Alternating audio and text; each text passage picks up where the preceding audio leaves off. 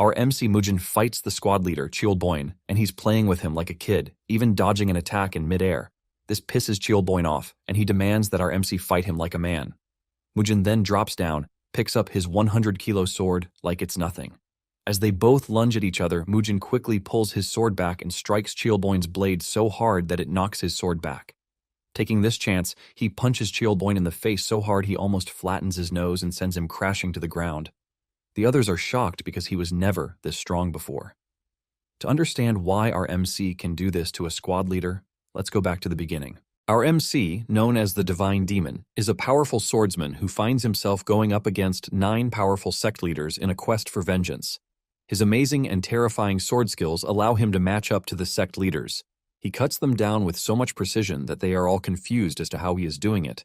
Before they know it, they find themselves getting cut off one by one, leaving them to conclude that our MC is nothing but a monster.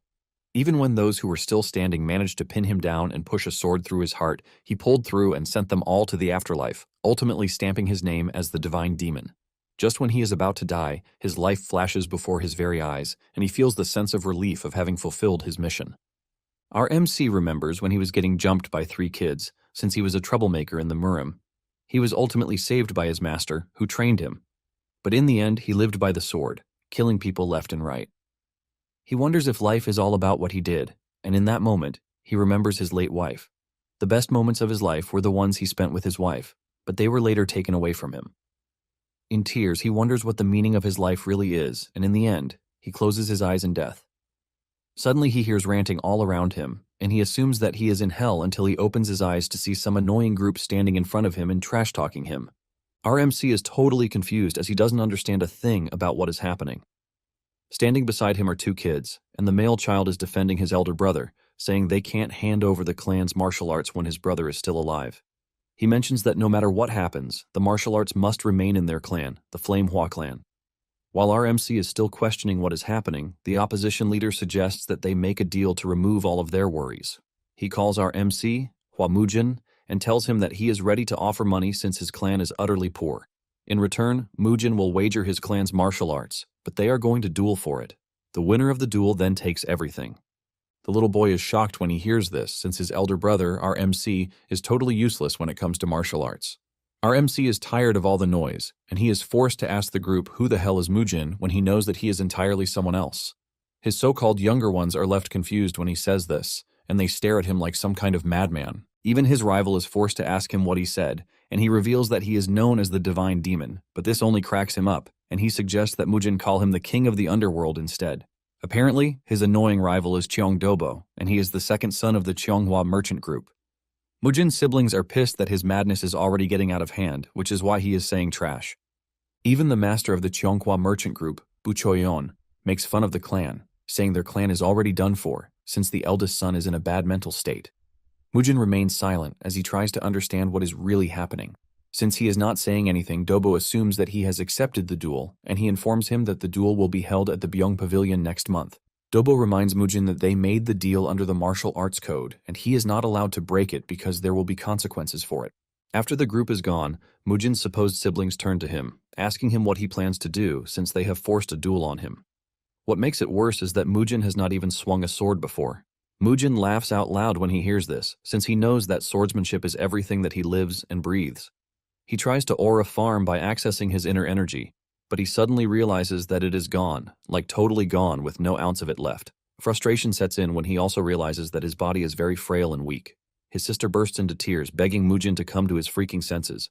The little girl tells Mujin that he is trash, and he also calls him a fool for getting walked on by the merchant group. Her brother scolds her for trash-talking their brother and suggests that she apologize, but she refuses.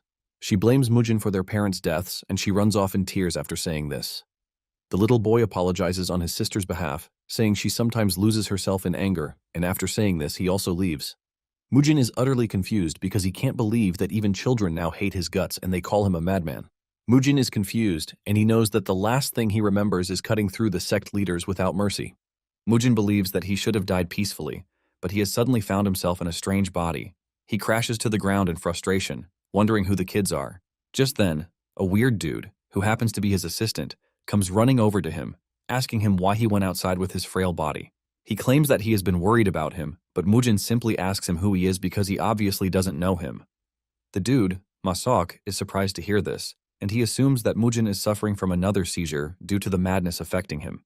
Since he believes that Mujin is truly suffering from amnesia, he decides to tell him his backstory. Apparently, Hua Mujin was once a talented and reputable kid whom several Orthodox sects wanted as their disciple, and by age 23, he had become the clan's leader. Sok is tired of telling Mujin the story because he has repeated it over 6,000 times. Mujin doesn't think he was a promising kid because his energy core is obviously shit. In addition, he wants to know about the madness that everyone is talking about. Sok then decides to tell him about this too. 17 years ago, Mujin and Dobo had an unofficial duel, where they promised no inner energy. Mujin was 6 years old and Dobo was 9 years old at the time of the duel. Dobo agreed to this, and the fight between the two kids started. But as the fight progressed, Dobo broke their deal and struck Mujin with a punch imbued with inner energy. Mujin is disappointed at this, and he asks Dobo why he used the 7-wound fist techniques when they clearly promised not to do anything outside of throwing fists. Dobo makes fun of Mujin, telling him that the technique was passed down through the Kongdong sect and apparently the after effects are no joke. Apparently, Dobo had tested it out on his older brother who was acting all cocky and the technique left him bedridden. Since he was glad about how it turned out, Dobo was excited to see how it would turn out against Mujin. Basically, Mujin is now called a madman because they believe his condition is a result of the after effect of the 7-wound fist strike. Mujin is pissed that Dobo was the one who made him useless, but he is suddenly requesting a duel. Mujin then asks Sok how they handled Dobo after he rendered him useless. Sok then mentions that Mujin's father was the one who later gave the final verdict. Although Dobo was his cousin, he was also the son of the Cheonghua merchant group, considered to be one of the top 10 within the Central Plains. Even though Dobo did something terrible, Mujin's father only let him off with a warning. Mujin cannot believe just how useless the man is to have forgiven someone who rendered his son useless. Mujin concludes that the clan is total trash, and then he asks Sok where his parents are. Sok mentions that Mujin's condition progressively got worse, which led his father into debt because he was looking for ways to cure his illness. 9 years ago, his mother's sickness actually got really worse, and she passed away from it. 3 years later, his father joined his mother in the afterlife. Mujin basically became the son who killed his parents and ruined the clan. Because of this, the clan's reputation actually got trashed, and his siblings found themselves in a tight spot. All that is left of the family are debts and 2 loyal retainers and just a few martial artists. He also has his younger brother, Hua Dojin, and his sister, Hua Soyeon. Mujin finally realizes why his sister, Soyeon, said he is to blame for what happened to their parents. That night, Mujin went through the history books left behind by the original owner of the body, and he learned a few things from them. He realized that 30 years had passed since he defeated the 9 sects, and he now inhabits the body of a madman with no energy core. Since our MC carries no regret from his past life, he decides to live according to the Mujin and help out the helpless kids. However, he knows that the Cheonghua merchant group is going to be a big problem for him. They were basically the ones who rendered the body useless and also destroyed the clan. The first thing on his list is to plan for the duel he has against Dobo, which is the following month. Since the body is trash, he figures out that he has to rebuild his body from the beginning. He sits down to meditate and starts everything all over again like a beginner. He remembers that back in his old life, the first time he wanted to try cultivation, it was hard for him. However, things seem to be going smoothly with the current body thanks to the body's overwhelming innate martial aptitude. Mujin taps into the body's insane energy and tries to explore it to the max, leaving a golden light shining across his room. Momentarily, Sok and the retainers hear his scream and struggle from where they are, causing them to rush into his room. They find him on the floor, and one of the retainers jokingly says he is dead. He checks Mujin's pulse and realizes that it is stronger than before, but Mujin suddenly grabs him, asking him why his body is suffering from immeasurable pain just because he tried to form an energy core. The retainer is confused by this, and Mujin repeats himself, saying he wants to know if his body has some special constitution. The retainer then reveals his constitution is the heavenly martial body. Apparently, it is a rare heroic constitution, which is chosen by the heavens. Mujin gets hit with another wave of pain, and he finally figures out that the body's constitution is exactly the opposite of the demonic arts. Basically, a body of pure, upright energy will suffer intense pain when it tries to practice demonic arts. Mujin screams in pain, wondering why he got a body cursed with a very different constitution out of all the constitutions available. He concludes that things are really bad for him because the duel is just in a month. As he lies down in pain, he asks Sok who the 2 men are. Sok reveals that the man in green is the chief steward, Do Baekshun, and the man in red is an elder, Jo Hwanbong. The moment he hears the name Joe, he remembers something from his past life, but the pain he is feeling is too much, and he ends up passing out. 3 days later, Mujin finally gets up from where he has been lying down, but Sok is worried that he is not taking enough rest. Mujin mentions that he is tired of lying down since he has a duel coming up, and he urges Sok to get him swords. Sok manages to keep himself from laughing when he hears this because the clan is still trying to get what to eat, and Mujin is asking for swords. Mujin is forced to ask if there is no money in the family, and Sok mentions that they are currently taking out loans from an unorthodox sect named the Bangho sect. Because the sect operates on a very high interest rate, they have found themselves in a whole lot of debt. It finally dawns on Mujin that to help the clan, he needs to resolve the money issue first. Nonetheless, Mujin doesn't think taking out more loans is going to hurt, since they are already drowning in debt. Sok is worried about this, but Mujin tells him to shut his mouth and write a letter to the 2 elders because he is going out on a walk. When the elders heard of this, they got worried about the fact that Mujin had made his way to the dangerous Bangho sect. Momentarily, Mujin and Sok arrive at the entrance of the Bangho sect. Mujin tells the big bodyguard to inform his boss that he would like to see him. The dude, Kang Noho, is not out to play games, and he tells Mujin to get himself into the building if he is there to gamble. Mujin insists that Kang take him to his boss, but this starts to piss Kang off. Sok quickly cuts in, urging Kang to calm down because Mujin is not right in the head. The tension between the two continues to rise until the vice master, Ma Jungbo of the sect, shows up, demanding to know what the issue is. Kang then tells his boss that Mujin is trying to meet their top boss. Ma asks him why he would like to meet their boss, and Mujin says he would want more loans. Ma then tells Mujin that he doesn't need to see the leader to get a loan, and he invites him into the building. Mujin and Sok soon find themselves going deeper into the manor using a wooden bridge, while they are being escorted by armed swordsmen. Sok is worried about the whole thing, and he tells Mujin that they still have the chance to go back before it is too late. Mujin disagrees with him, saying they have made it a long way already. Sok then tells him that there was a particular granny who saw the leader of the sect fighting, and it turns out that the leader is quite powerful because he overwhelmed his opponent in seconds. Apparently, the leader is a martial artist who has learned a powerful killing technique. Mujin is questioning Sok's reason for telling him this when Ma cuts in, saying Sok is more knowledgeable because he caught on pretty quickly. However, it is already too late for them because they have reached a deeper part of the cave, and before the two know it, they find themselves surrounded by armed swordsmen. Mujin is disappointed, and he asks Ma if this was his plan from the onset. Ma confirms this and says he intentionally led him in because he obviously cannot touch him in public. However, he's not ready to give him a free hand the same way he gave his parents. Sok is not arguing with the group, but he begs them to let his master live. Mujin, on the other hand, is pissed when Ma mentions his parents because he obviously has no parents until it suddenly dawns on him that he is now in another body. Since everything is ready, Ma orders his men to teach Mujin a lesson. One of them, who is very eager to carry out the order, goes after Mujin and throws a punch at him. Sok almost faints in fear when he sees the punch coming straight toward them. Surprisingly, Mujin blocks the dude's punch, ultimately shattering his bones from the inside. The dude screams in pain and crashes to the ground while claiming that Mujin used some sort of cheap tricks on him. Mujin teases him, saying he actually has soft bones compared to his size. Mujin figures out that he has to do things without the use of his pure power. Ma is pissed that his men are wasting time, and he orders them to finish Mujin off. One of the swordsmen charges straight at him with his sword, but Mujin easily dodges the strike and figures out that he has to keep moving since he can't match the dude's power. Using his flexible body, he is able to dodge and deliver a headbutt that crushes the dude's face. The dude falls back, screaming in pain, while his colleague takes over from him and tries to slash Mujin, but Mujin dodges the strike. The attacker tries another strike, but Mujin jumps backward before delivering a kick to knock the dude out of commission. Before the armed men know what is happening, they find themselves getting toyed with, and in no time, they crash to the ground on their knees. Standing in the distance, Sok cries out to make sure that his master is safe, but Mujin calls him a dull head while mentioning that he is fine. Sok is utterly blown away, forcing him to ask Mujin where he learned the martial arts skills that he is using. Mujin then tells the dude that what he is witnessing is not martial arts but something he picked up on the streets. Sok is shocked to hear this since he doesn't remember Mujin spending time on the streets. Ma commends him for successfully dispatching his men, but immediately launches his coin at Mujin with a powerful force behind it. The coin narrowly misses Mujin's head, but he can feel the pressure from the coin, shocking him. Ma then angrily tells his men to leave because he will take care of Mujin himself. Mujin is surprised that he is facing so much hostility when all he wants to do is talk to their boss. Ma angrily replies that his boss is not someone that a trash fellow like Mujin can meet. Ma angrily whips out his sword and lunges toward Mujin, ready to take him down. In a surprising turn of events, Mujin blocks his power strike with a pair of chopsticks.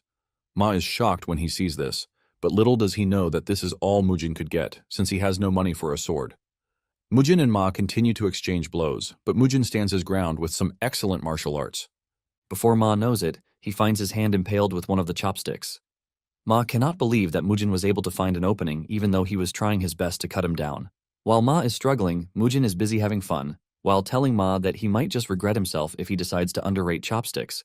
Before Ma knows it, he finds himself struggling against chopsticks, leaving him surprised because he believed that Mujin was just a weakling who could not use chi. Ma is left to wonder how Mujin is able to reach such a terrifying state in a short space of time, but he doesn't want to believe that Mujin is the same person that he knows. Mujin continues puncturing his body with the chopsticks while telling him that he has such terrible skills. Ma refuses to lose to a pair of chopsticks, and he leaps into the air while aiming to finish Mujin off with his ultimate move. With how threatening he looks in the air, Mujin doesn't look scared one bit. He easily dodges Ma's attack, leaving him completely open. Ma is left to question why Mujin will have such a hidden power without him knowing. Mujin delivers a powerful punch to his body that fully destroys whatever pride he has left. With fear now reeking through Ma's body, Mujin repeats himself, saying all he wants is alone, but this time, he says it with a very deadly and terrifying face. Momentarily, Ma finally decides to sit down with Mujin after getting a thorough beating. His guards also find themselves bowing to Mujin while Ma talks with him. Ma then asks Mujin to tell him what he wants to know. Mujin asks Ma why his sect is lending a loan to his family without collateral, because he can sense malicious intent with the entire deal. Ma claims that they have no malicious intent, and Mujin is just overthinking things. Mujin doesn't believe this one bit because he can sense Ma's fear from where he is sitting. Mujin then decides to ask him again, but this time he urges him to think carefully if he doesn't want to be punished. Realizing that Mujin is not playing around, Ma finally reveals that they got their orders from the Cheonghua merchant group. Mujin is not surprised to hear this because he knows that the group was involved in some way. He then asks Ma what sort of deal it is that they made with the Cheonghua group. Ma is hesitant to speak, but Mujin quickly lets him know that if he dies defending the merchant group, he won't be missed. Ma takes some wisdom from what Mujin said and reveals that the merchant group ordered them to lend Mujin's clan whatever amount of money they want, but at a crazy high interest. In exchange for making the Hua clan fall, the Bangho sect will get the Hua lands after they are kicked off the chessboard. It finally dawns on Mujin that the family land was the collateral all along. Mujin then asks Ma how much 300 gold coins that he wants to borrow will amount to in a year. According to the contract, Ma reveals that the 300 gold coins would have amounted to 5,000 gold coins in repayment. Mujin is disgusted by this, but he really doesn't care, and he accepts the deal. With a more serious face, he asks Ma who helps them in cleaning up their messes. Ma then mentions that one of them is the social sect of the Four Martial Heavens, an alliance of unorthodox sects. Mujin is surprised to hear this, and Sok mentions that it is a new alliance. Mujin is irritated by the Four Martial Heavens, and he even calls the B word. Sok believes that his master's madness is playing because he has never seen him meet the alliance in the past, but he is literally cursing them out. Mujin then tells Sok that he doesn't have to worry about it because he is not in the mood to explain.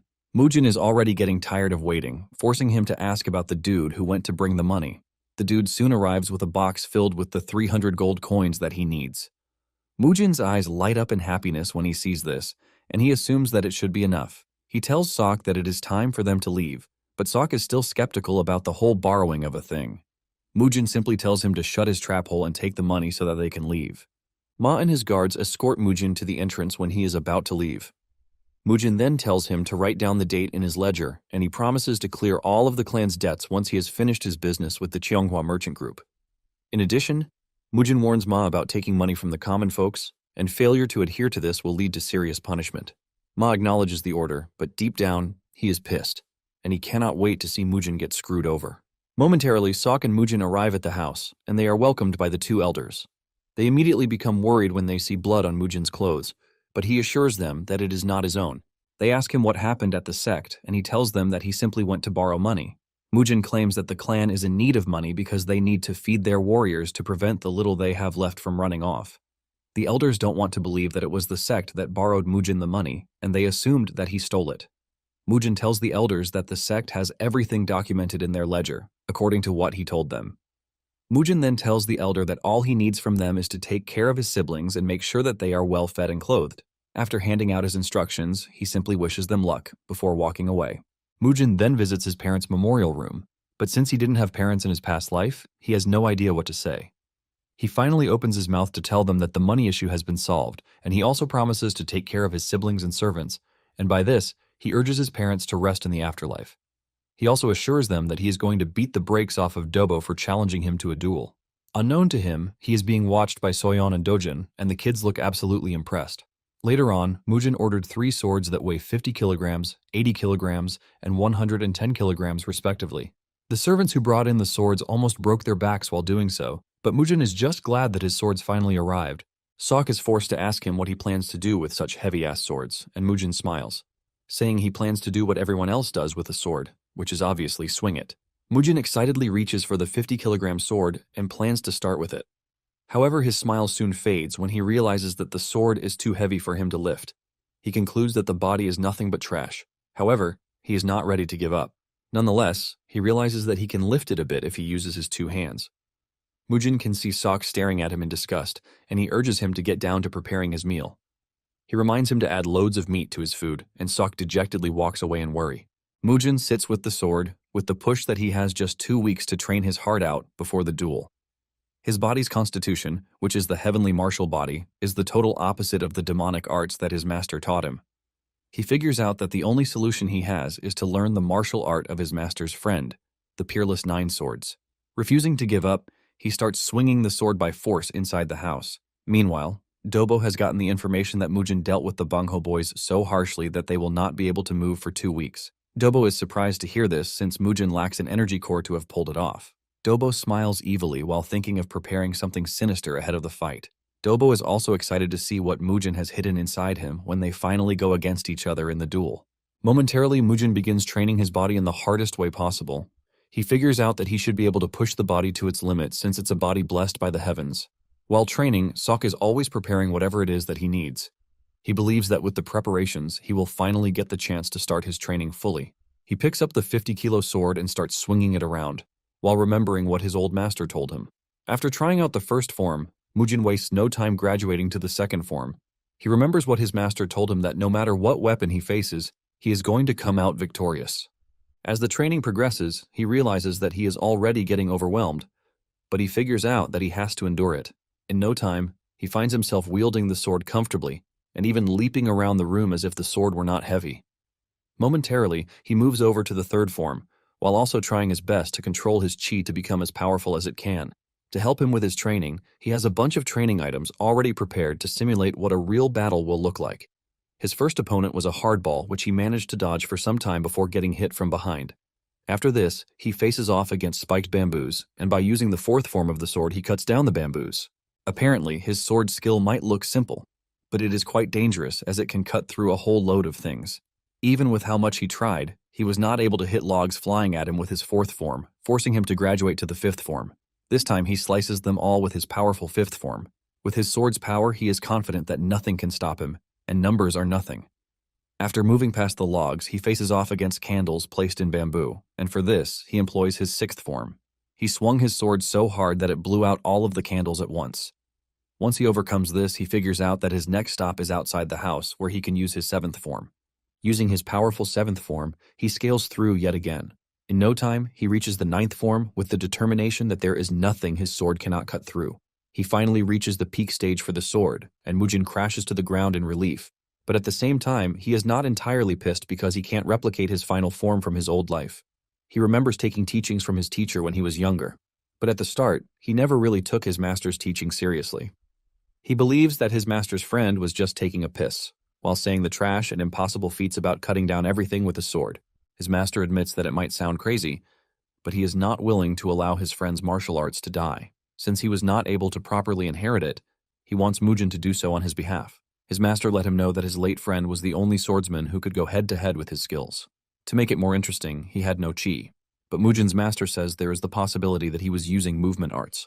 Because those in his sect couldn't properly learn it, he decided to teach Mujin's master in an attempt to pass it on to someone worthy of it. After hearing this, Mujin laughs out loud to mock the arts, but his master flicks him on the head so hard that it almost crushes his skull. He tells Mujin that he has to follow whatever instruction he gives him, and Mujin has no choice but to accept his master's wishes. His master told him that if he performed the sword art 1,000 times, his body would change. But if he performed it 100,000 times, his chi would begin to enter his sword. Basically, swinging it 1,000,000 times will make him invincible to even the most powerful swordsman. Mujin was blown away by this because it is going to take him 3 years to finish the cycle if he swings his sword 1,000 times a day. This leaves Mujin asking his master if his friend truly matched his skill, but he says he has no idea, but he is pretty sure that one of them would have died if they had gone all out. Because of this, Mujin became curious about what kind of man his master's friend was. Mujin finally wakes up from different resounding slaps from Sok. Mujin figures out that he has a long way to go because he fainted just after practicing the move once, and he is nowhere near 1,000. Nonetheless, he has to eat because it is already late, and when he looks at the plate of food in front of him, he realizes that it is pork. He is disappointed, and he tells Sok to get pork the next time, since it is the easiest to help bulk up. He lets Sok know that he is free to use the money that they borrowed from the Bangho sect because he can easily borrow more later. He tells Sok that his plan is to keep eating beef for the rest of the duration that he fights Dobo. Sok then asks Mujin when he learned the martial arts that he learned because he is pretty sure that Mujin didn't know martial arts before. Since Mujin has told his siblings already, he figures out that telling Sok is also not a bad idea. Mujin then reveals that he is not the real Mujin because his real identity is the divine demon. Sok assumes that Mujin is joking around and spewing some fantasy nonsense. Sok says he is only worried that Mujin is going to lose his memories and just disappear one day, but Mujin grabs him, assuring him that he is not going to leave the clan until it becomes the greatest clan in all of Sichuan. After all, Mujin has no choice since he has nothing else to do. Sok taunts his master, saying he is spewing trash, but this earns him a painful finger flick to the head. Once they are done talking, Mujin tells Sok that he is free to leave, and Sok does as told. Meanwhile, the two clan elders are trying to run away with the kids before the duel, since they believe that Dobo is going to kill Mujin, ultimately making the clan ripe for the taking. Shortly afterward, Mujin has trained his heart out so that he is now able to carry the 70-kilo sword with just one arm. However, his technique remains unstable, and he only has a week to the duel. He is sweating in the training room when the kids enter to check on him. Mujin urges them to leave because it is dangerous for them to be there. The kids tell Mujin that they are only worried about him because they have been watching him push himself to the limit for the past few days. Soyeon is worried that Mujin is doing all of these because of what she said, but she lets him know that she never meant it, because she was just angry. Staring at the two kids reminds our MC of his lover's siblings from his past life. Mujin pats them on the head, telling them that they have nothing to worry about. The two kids start to mimic Mujin, while commending how great his posture was. The way the two are arguing with each other on who is wrong or right makes him remember when he trained with his master and had it tough. Suddenly, it dawns on him that the most important thing with the Peerless Nine sword is the breathing technique. Realizing this, Mujin tells the kids that he is going to win no matter what, and he urges them to go back to their room. The kids are worried, but they assume that things are going to be fine. Once he is alone, Mujin begins the breathing technique while swinging his sword hard. With the help of the breathing technique, he is able to use up his collected internal energy all at once. Before he knows it, he already grasps the idea of the movement arts, which is a chi art where one builds up internal energy through movement. Basically, movement arts are considered low-rate martial arts, which is why people don't think much about them. Using the breathing technique, Mujin is able to swing the sword much easily, giving him what it takes to cut down a statue. Meanwhile, Jo Hwanbong is seen talking to Sok about Mujin's sudden change. Sok tries to attribute Mujin's sudden healthiness to the one wudang session that he went through, but Jo is not a fool. He tells Sok to make sure he reports whatever changes he comes across to him. Sok makes his way to where his master is training, only to find it upside down. He tries telling him that his food is ready, but Mujin is disappointed, saying the training room is too small for him to train in. Because of this, Mujin says he will start using the training hall. Mujin makes his way to the big training hall only to find other warriors training there, and they all have their eyes on him. Sok tells the other warriors that he will have to train alone and suggests that they all move out of there. He urges them to use the other training hall, but the warriors are left wondering why a half-dead dude is spewing out instructions to them. They believe that Mujin is not a freaking martial artist just because he has a sword. Mujin notices the differences in their mood, and he comments on this. The other warriors want to stand up against Mujin, but the squad leader, Cheol Boyne, tells his men to leave the hall for the young master. Cheol ultimately believes that Mujin has lost his mind yet again. Just then, Mujin stops Cheol, letting him know that he should be a man and talk to him directly. Cheol then turns back, and Mujin suggests that they fight, since they are swordsmen. Cheol says he would not do this because Mujin is the future leader of the clan. Mujin then tells Cheol to remain a coward and not show his face, since he knows that he can't back his word. This is enough to get Cheol to unsheath his sword, ready to take on Mujin. The fight begins, and Mujin immediately pushes his sword into the ground before leaping toward Cheol in a daring move. He gets to Cheol and pushes his head before he can even react. The warriors are genuinely confused because they have never seen a duel without a sword before. Mujin continues toying with Chiol by moving around pretty fast, while Chiol struggles really hard. Chiol soon gets frustrated, and he tells Mujin to fight him like a man and stop evading his attacks. Mujin finally agrees to take him seriously a bit by grabbing his sword, but Chiol wastes no time running his mouth, saying Mujin is to blame for everything that has happened to the clan. Since Mujin is the cause of the problems, Chiol doesn't think he deserves to learn martial arts. Chiol dashes toward Mujin, but he meets him halfway with the 9th form of his peerless sword technique, ultimately shaking up his internal energy. Mujin doesn't give Chiol any breathing space as he lands a devastating punch to his face. Chiol is sent to the floor with blood spilling everywhere, while Mujin lets him know that things are about to be different. As he crashes to the ground, Chiol finally realizes the bitter truth that Mujin has fully changed. He can sense the determination burning right out of Mujin's body, unlike before. Chiol hits the ground, ultimately shocking Sok and the other warriors watching the duel. The warriors run over to check on their boss, who is lying down, totally knocked out. Mujin stands like a proper winner, while asking Chiol if he has any problems concerning his victory. One of the warriors screams at Mujin, telling him that he used a cowardly move. Chiol pulls himself together and screams at the dude to shut his mouth before admitting that he actually lost. Chiol pays his respect to Mujin while telling him that he has actually learned from him. Mujin acknowledges his respect and tells him that he is free to leave. As the warriors are stepping out of the hall, Mujin tells Sok to join them, since he truly wants to be alone. The aggrieved warrior continues complaining, and he believes that Chiol went easy on Mujin, but he lets him know that he didn't because he was planning to leave him half dead. The dude doesn't want to believe this, but Chiol lets him know that he is dead serious. Chiol says he doesn't know the full story, but it is evident that their young master has exponentially improved. Sok, on the other hand, is also wondering when Mujin changed so much, but at the same time, he is thankful that he actually changed. That night, the two elders have a meeting concerning the upcoming duel.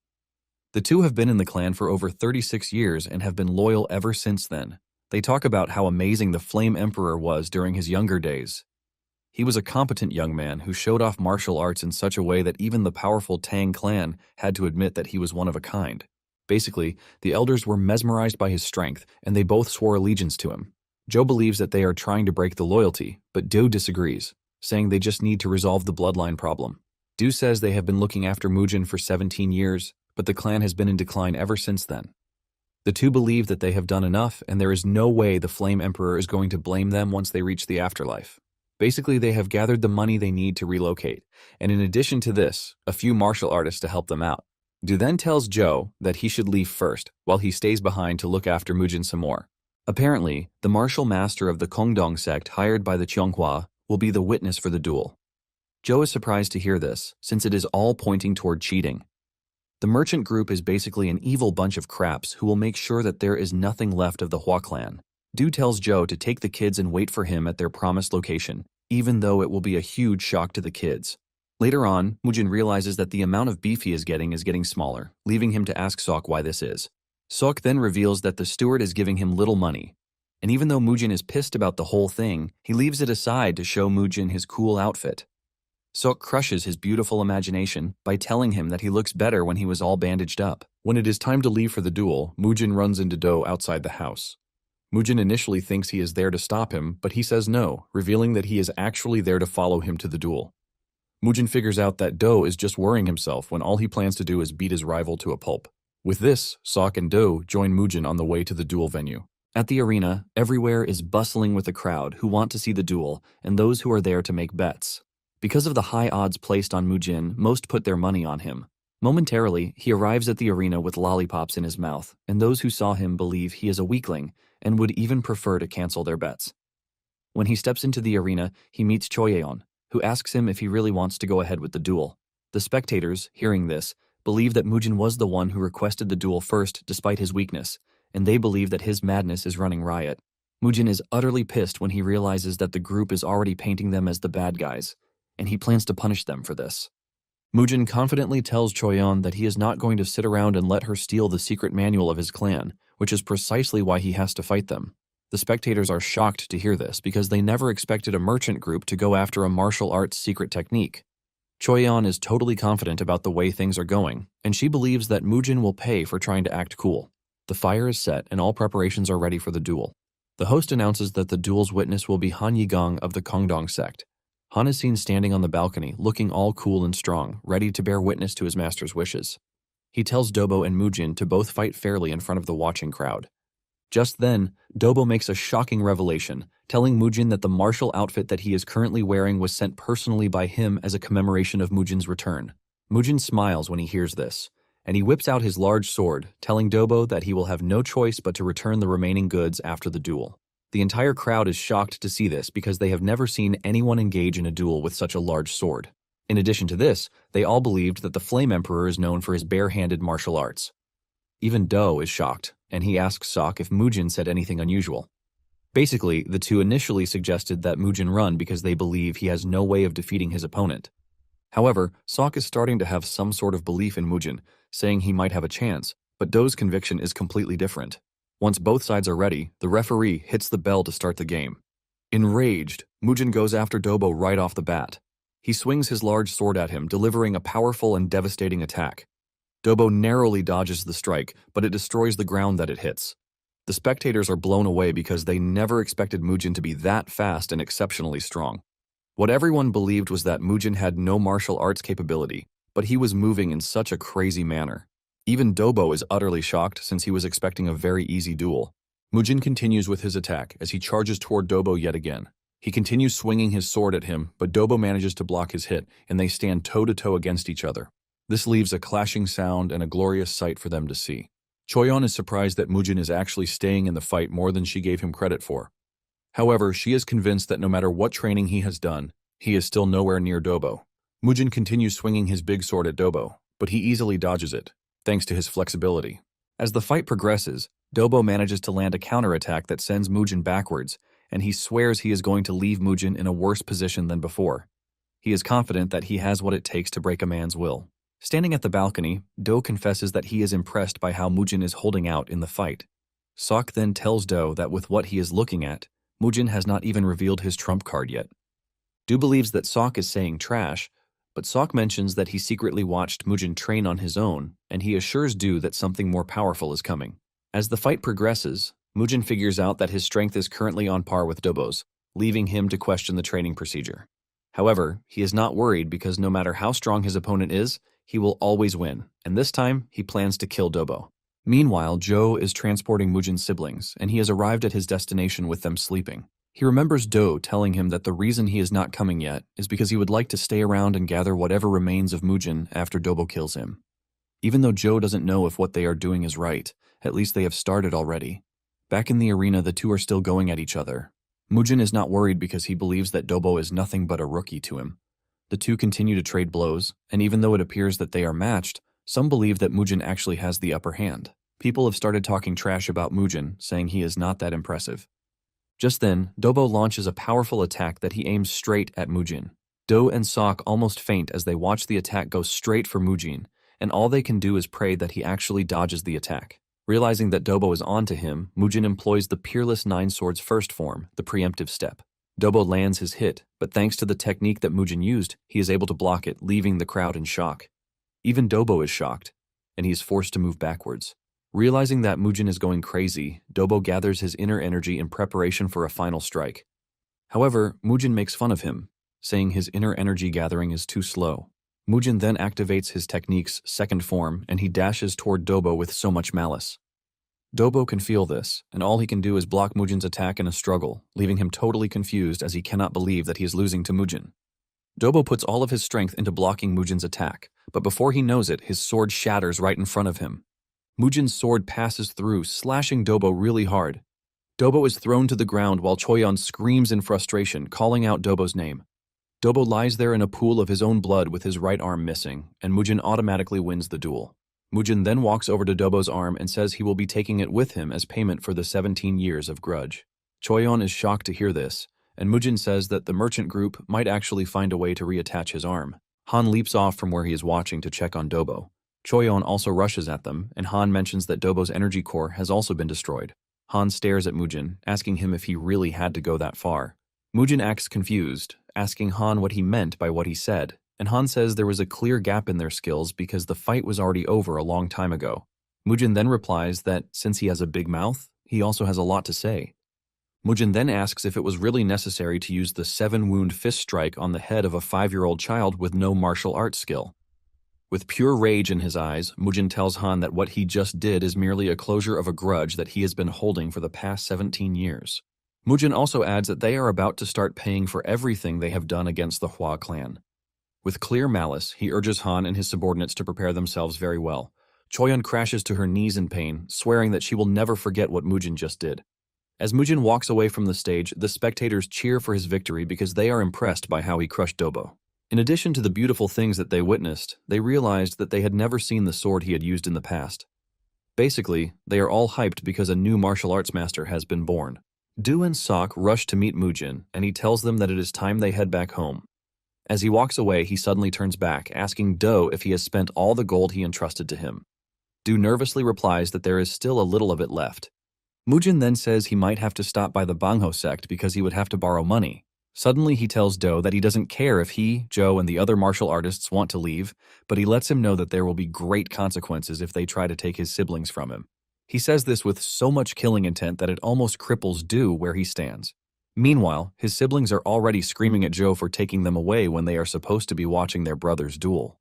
Joe knows that they are done for when he reads the letter that the pigeon just delivered and realizes that Mujin unexpectedly won the fight. Du told him in the letter that they had been discovered, and he urged him to return to the house immediately. Without delay, Joe starts riding back home, but in fear, while the kids are celebrating that they want to go back and see their brother. Later on, Mujin tells Du that it is time for him to deal with the Bangho sect, and he tells Du not to worry himself about anything. Even though Mujin is now considered to be capable, Du urges him not to get himself entangled with the Sosul sect in whatever way. Realizing that the old man is just overthinking things, Mujin tells him that he won't. With this, Mujin heads out to meet the Bangho sect, but Sok is worried that things might turn out horribly. Mujin says he can't delay things any further, and he urges Sok to stay very close behind him. Momentarily, Mujin arrives at the Bangho sect, shocking Ma because he never thought he would see Mujin again. Mujin tells Ma that he is there to pay back his debts, while also making fun of Ma because their sect now looks deserted. Ma tries to cover up their loss by saying most of the gamblers in the region only left because they needed to watch his duel against Dobo. Since he claims that everyone went to watch him fight, Mujin asks him if he held betting pools on his match.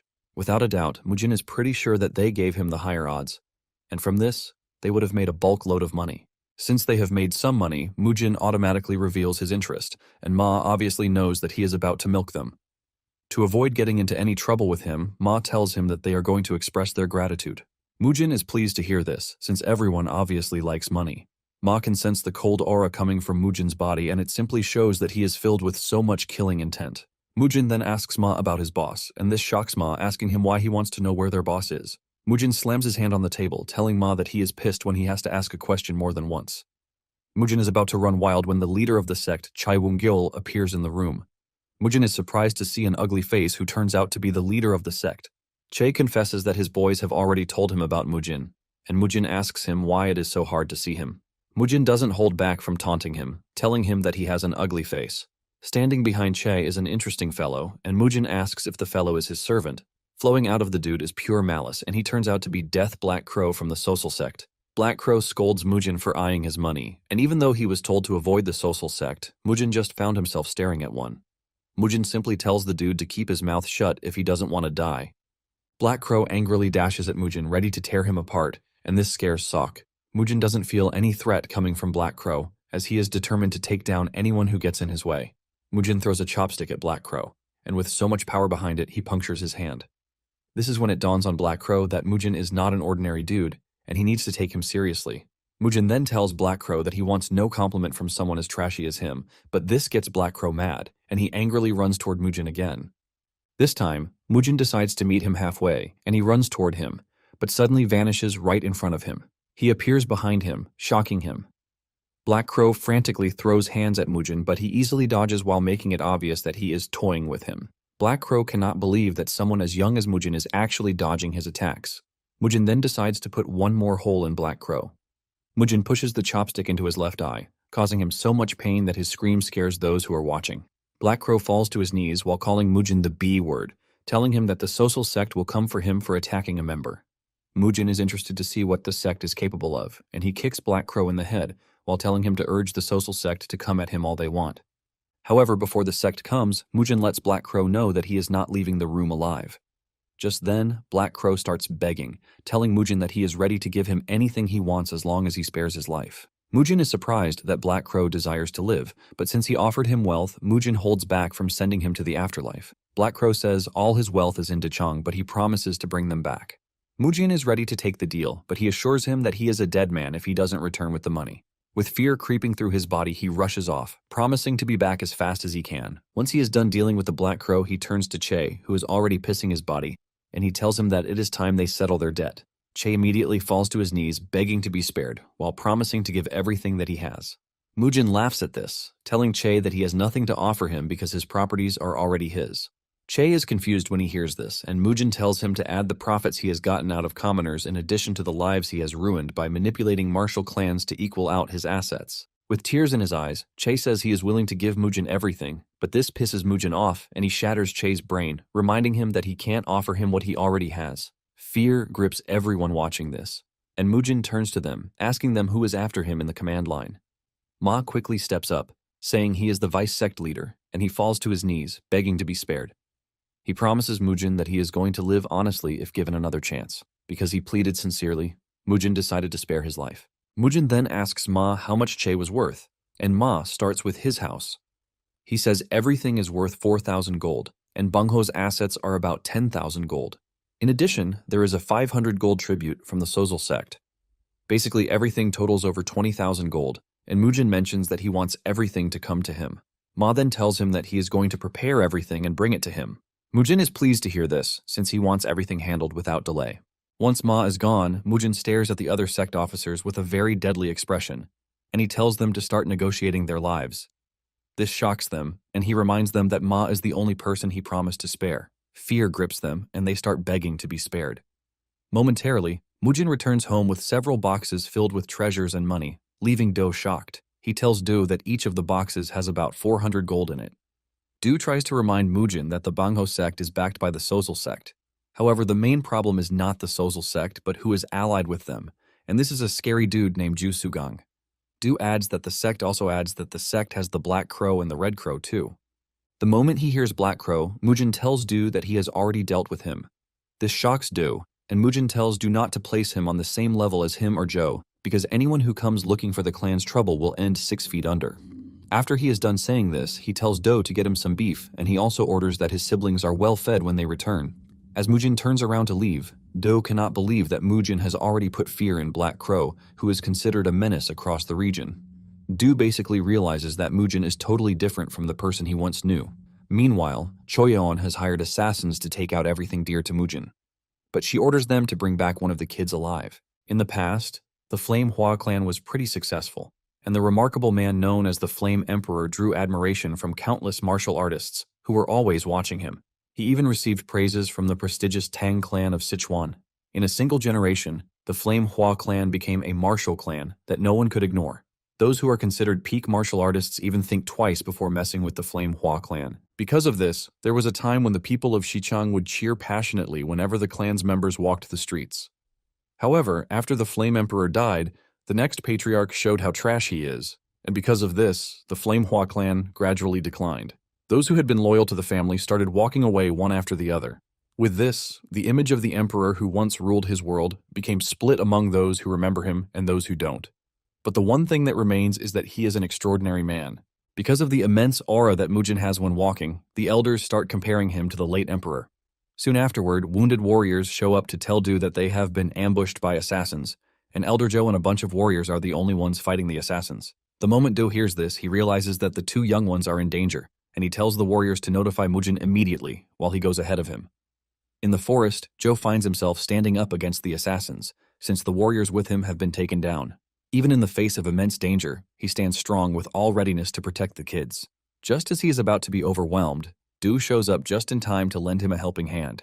This pisses the assassins off because they had almost accomplished their mission before Du showed up. The assassin leader screams at his men, telling them to take down the 2, and another round of fierce battle ensues. Du manages to exchange a few blows with the assassins, but old age soon catches up to him and the assassins get the upper hand. Before he knows it, he gets cut on the shoulder, forcing him backwards. One of the assassins then makes Du his mission, and he tells his comrades to kill one of the kids. He pushes Du backward, forcing him to stay on the defense, but Du refuses to back down. Moments later, Do gets cut really badly, and he screams out in pain. Do crashes to the ground with no way to defend himself or the kids. Since Do is out of the equation, the assassins focus their attention on the kids, asking which of them they are going to kill or spare. Even though Dojin can't do anything to help, he still stands his ground to defend his sister, and the assassins decide that he will be the one to die. Just as they are about to cut Dojin down, Mujin's voice echoes through the forest, telling them to stop right where they are. He looks absolutely menacing as he dashes toward them at a great speed, but the assassins don't look scared since Mujin was previously known as trash. The assassin leader then tells his men to kill Mujin since he has decided to get in their way. One of the assassins dashes toward Mujin, but Mujin uses him as the first target for his rage. He shatters the dude's sword with little to no effort before launching a vertical strike that cuts the dude in half. Without wasting time, he moves past the dude and heads for the rest of the assassins. The moment they see how crazy he is, the leader of the assassins orders his men to come together and take Mujin down at once.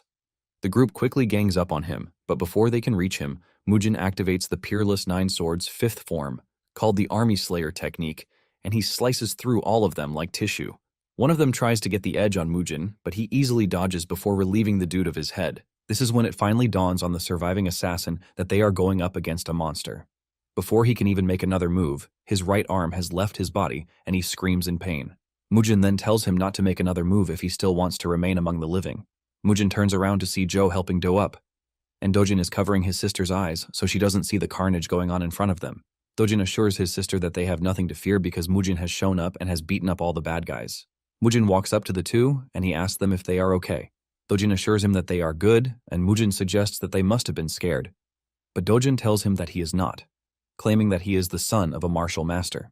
Mujin is relieved to hear this and he pats the boy on the head for his bravery. He then tells Elder Jo to take the wounded warriors and his siblings back to the estate.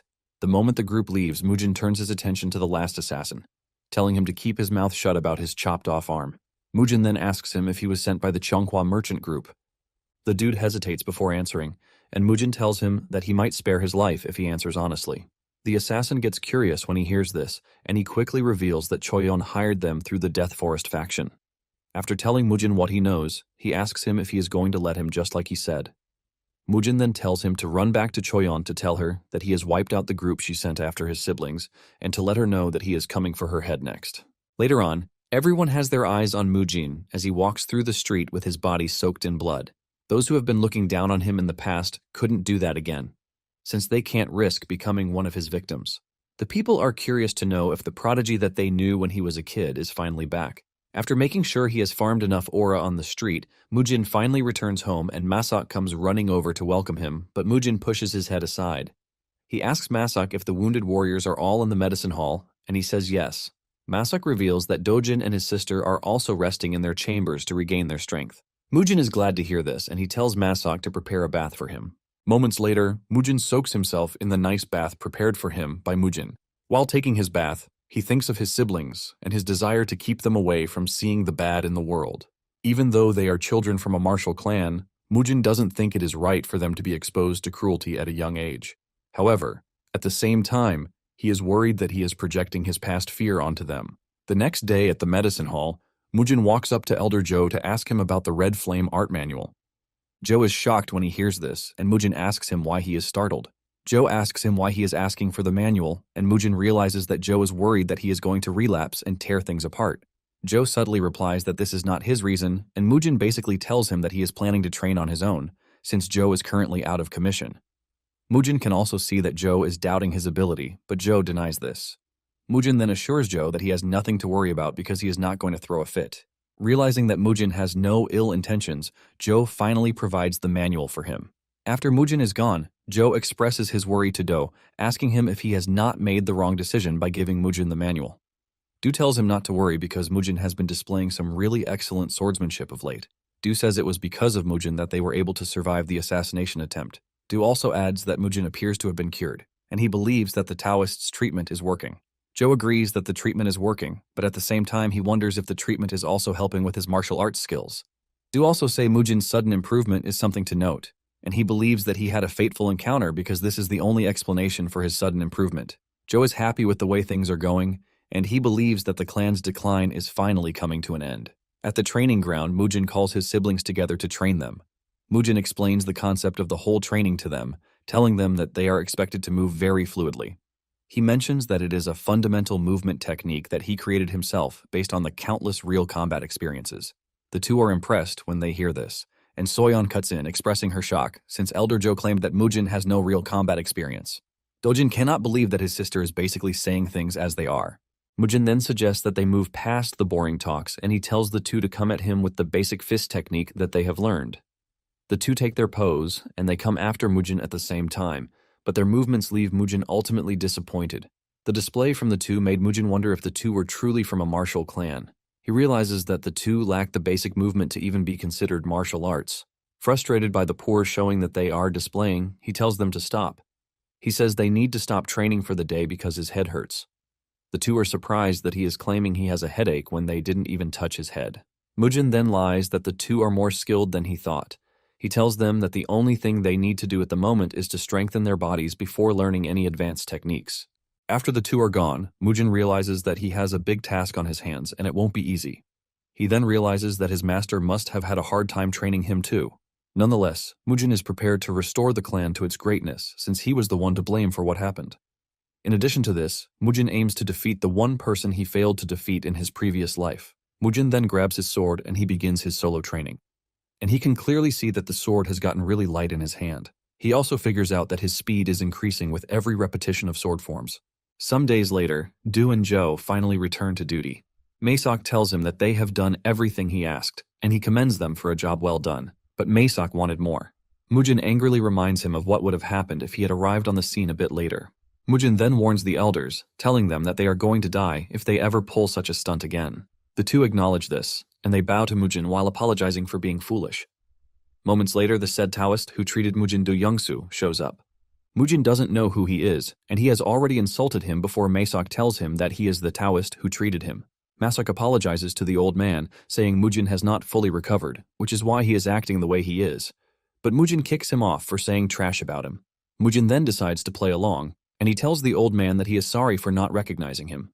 Mujin urges the man to follow him, since he must be exhausted from his long journey. Some days earlier, Maesok had told Mujin about the Taoist priest, saying he inherited the Taoist lineage of the Wudang sect. Maesok claims that Mujin was healed thanks to the positive energy healing from the priest, and he reveals that the chief steward paid a huge sum to invite the Taoist.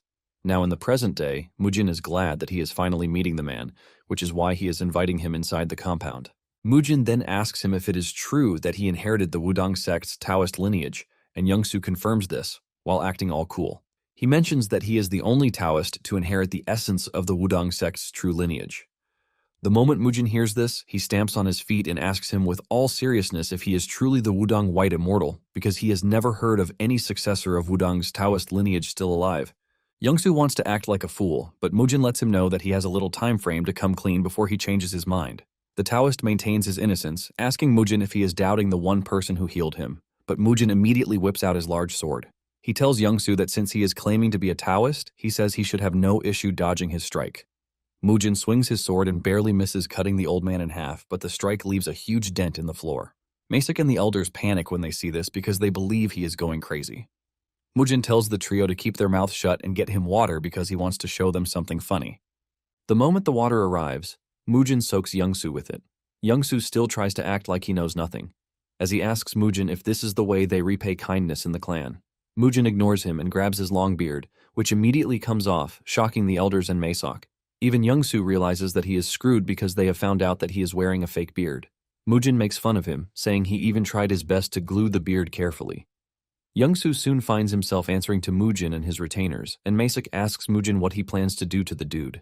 Mujin replies that he has no intentions of letting Youngsu go, and he says he might just cut off his limbs and turn him into an eunuch too. Youngsu freaks out when he hears this, and he starts begging Mujin to spare him. Mujin assures him that he has no intention of killing him because if he does, there is no way for him to get his money back. Mujin says he just wants to cut off his limbs, but Youngsu begs in fear, telling Mujin to leave his body parts intact. Youngsu promises to return all the money that he swindled. Mujin accepts the deal, but lets him know that he is also going to charge him for not cutting off his limbs in manhood. Scared for his limbs, Youngsu tells Mujin that he is ready to pay back any amount as long as Mujin leaves him whole. Mujin then asks Do how much the dude collected from him, and Do reveals that he paid him 50 gold nyang. Mujin hears this and expresses his disappointment about how gullible Do is to have fallen for Youngsu's scam. In his defense, Do says he heard that Youngsu was a great healer. Mujin then turns to Youngsu, telling him that the first thing he's going to do is pay back the 50 gold. Youngsu reveals his intention to pay back the money, but claims that the money is back at his residence in Jinyang. Without hesitation, Mujin tells him to lead the way to Jinyang, which is 4 hours away. Do and Joe ask if they should come along, but Mujin tells them that there is no need for this since they are still recovering. He urges them to stay at home and make sure that there is no trouble. As he leaves with Youngsu, Do senses Joe's worry, and he urges him to trust the dude on the matter because he is no longer the man he used to be. Moments later, they get to where Youngsu's carriage is waiting, and Mujin is shocked to see the type of luxurious carriage that the dude is riding. This basically shows how well his scamming business is going. Mujin is even more blown away when he steps into the carriage and sees just how decorated it is. The inside is lined with cotton and finished with leather, and Youngsu says it is perfectly done because he travels a lot, so comfort is a necessity. Mujin smirks, saying Youngsu has a strong work ethic for someone who is a cook, and he asks him why he is not doing honest work, since he is a professional. Youngsu bows his head to Mujin, assuring him that he is going to embark on something legit from that moment forward. Mujin then lies down comfortably, telling the old dude that he needs to sleep. He suggests that he wake him when they have arrived at their destination. Youngsu acknowledges the order and assures Mujin that he will wake him the moment they arrive. Deep down, Youngsu holds ill intent toward Mujin, and he can't wait to show him what happens when someone wrongs him. The carriage soon departs, and after some hours of traveling, they arrive in a very silent and secluded area of the forest. Youngsu steps out of the carriage to meet an acquaintance, who appears to be a bandit. He tells the dude that Mujin is fast asleep inside the carriage. He tells the bandit to drag him out and make an example of him. The big guy is excited to do this because he doesn't know why someone would mess with the business of a Taoist. The big guy walks into the carriage and sends a punch in Mujin's way. Just as his punch is about to land, Mujin turns around to block the punch with his sword. Mujin smiles evilly while asking if they have arrived already. Mujin is disgusted with the guy standing above him, and he sends him flying out of the carriage, shocking Youngsu. The bandit feels the impact of Mujin's hit crawling through his body, and he decides to get serious since the claim about Mujin being impressive is not a false claim.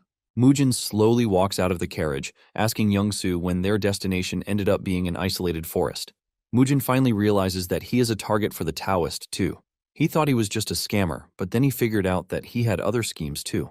Mujin doesn't take offense at this because he was looking for some action anyway. Mujin unleashes an overwhelming aura from his body while telling the big guy that he would like to see what he is made of. The big guy can sense the pressure coming from Mujin, and he calls on the rest of his gang to come out so that they can both take Mujin down together. 3 other big guys emerge from their hiding places, and it turns out that they are known as Zhongshan's 4 demons.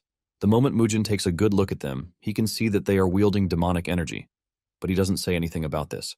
Mujin makes reference to the variety in their weapons and tells them that he would like to see the depth of their skills. Without wasting any more time, Mujin dashes toward the leader of the team and pushes him away from his teammates. He puts him on the defensive as he continues launching a series of attacks on him. The rest of the team soon realizes that Mujin is after only the dude, and they mobilize to help him. Even the dude getting attacked is feeling the severe hit from Mujin's strikes. He compares his attacks to those of a heavy mace.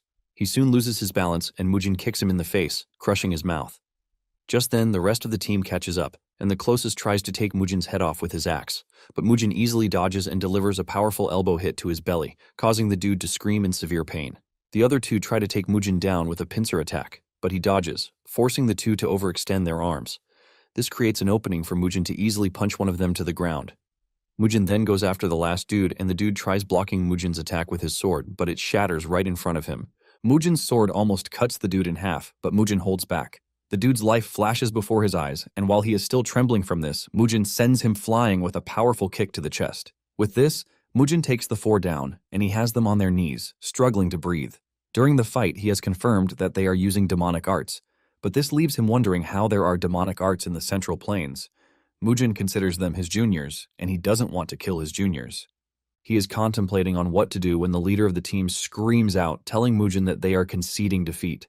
He begs Mujin to spare them. And this is when Youngsu realizes that he is screwed because Mujin was able to easily defeat Zhongshan's 4 demons. The leader of the team admits that they already figured out that Mujin was way above them after the first few moves. Mujin then asks him why they kept messing around when they already knew this. Mujin assures the dudes that he will spare them, but he is going to destroy their energy cores and sever their meridians. The moment they hear this, the team leader goes on his knees and begs Mujin not to ruin their lives as martial artists because they only did what they were told. Mujin then tells the dude to stop whining because they are already old as it is. Mujin demands to know who they learned from, and the dude initially acts confused until Mujin tells him that he would like to know his master. Mujin mentions that he can clearly see that they are using demonic energy, even if it is pathetic. Mujin is curious to know who taught them demonic arts, and the team leader reveals that they don't know his name. Mujin is pissed when he hears this because he can't believe that they are a bunch of useless disciples who don't know their master's name. The team leader then confesses that their master never told them his name, and he also adds that they shouldn't look for his other disciples. Mujin replies that they should have just put their heads down and learned trash martial arts instead of engaging in banditry. The team leader quickly corrects Mujin's misconception, saying that they are not thieves. He mentions that they only helped with their brother's business on the side. Mujin is surprised when he hears this, and he scolds them for helping him even though they know what Youngsu's business is.